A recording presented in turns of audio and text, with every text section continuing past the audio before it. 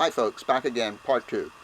We're talking about if the way it was actually worded when I got the comment gives you the kiss of death, what's wrong with seeking other kinds of treatments?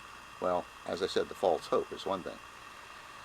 In another segment, I guess it's 30, 40, 50 segments ago, I had mentioned a dear friend of mine who actually I had known for over 60 years at the time he died. And you're talking about what's the harm? Well, his doctors, who were, fairly well known and all that, I mean, in other words, he had the best medical care he could get, said you're going to die. And that's it. You're going to die. So, and this is a bright fellow, he's no dumbass.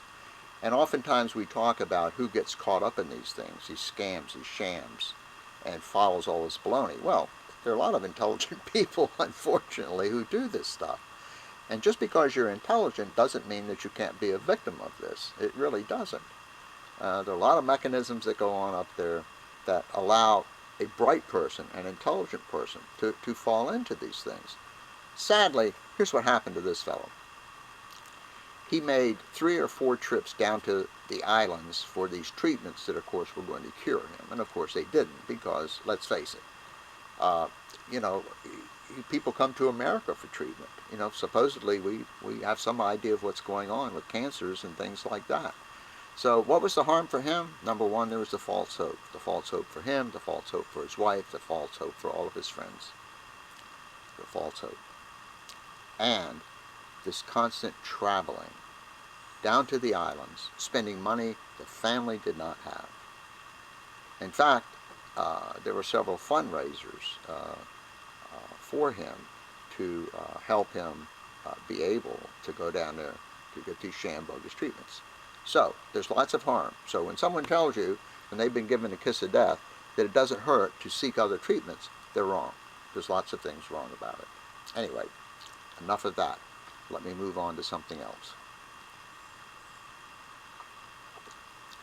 This is pretty inane, but I'll mention it anyway. This is June 21st, so of course we all know about the British Petroleum down in the Gulf, and I don't need to say but so much about that. But just, this reminds me of after 9/11, people going out and attacking people who look like Muslims, just for the hell of it, going out there. And some of the same things are happening now.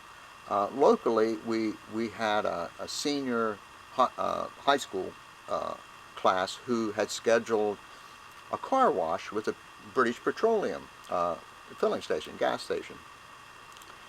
And at the last minute, one of the counselors in the school canceled it, saying that they were afraid there might be some safety issues.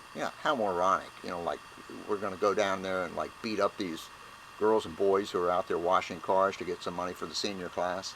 I mean, it's really absurd. The other part of this is okay, so we don't go to BP gas stations. Who are we hurting? We surely aren't hurting BP. They couldn't care less. They're not going to be hurt by anything that you and I can do. No, you're going to destroy your local business people. That's what you're going to do. The whole thing is ridiculous. After 9/11, they said don't buy French wine because the French didn't throw in with us right away. Oh, who did that hurt? Think it hurt the French? Of course it didn't. I mean, it's absurd. What's wrong with you people out there? Anyway, I'm getting a little riled up. Let me try and calm down. And I do have a production assistant here who's over there smiling. She's never seen one of these things before. Now she's seeing a maniac, doing it right in person. But anyway, got a few minutes left, so let me try and get rid of this one here. Everybody talks about natural this, natural that, and all that other BS, and I've told you many times, natural doesn't mean, anything really. A lot of poisons are natural. You want to take those? Well, the latest thing that the FDA is talking about now is there's an instant coffee that's marketed as an aphrodisiac, and they're saying, the FDA is, that it could dangerously lower blood pressure, especially when mixed with prescription drugs. And as you know, all those folks out there who are promoting this stuff, peddling this stuff, pimping this stuff, whatever term you want to use, they always hit you with the, it's an all-natural dietary supplement. Yeah, sure. And we, the consumers, assume it's harmless because it's natural. It's a dietary supplement. How could it hurt us? Well, it can hurt you.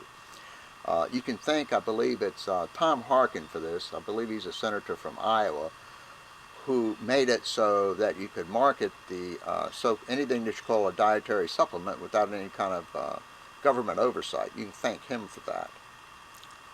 But anyway, let the buyer beware out there. Just because it's natural doesn't mean it's safe. Be back in a minute. Thanks.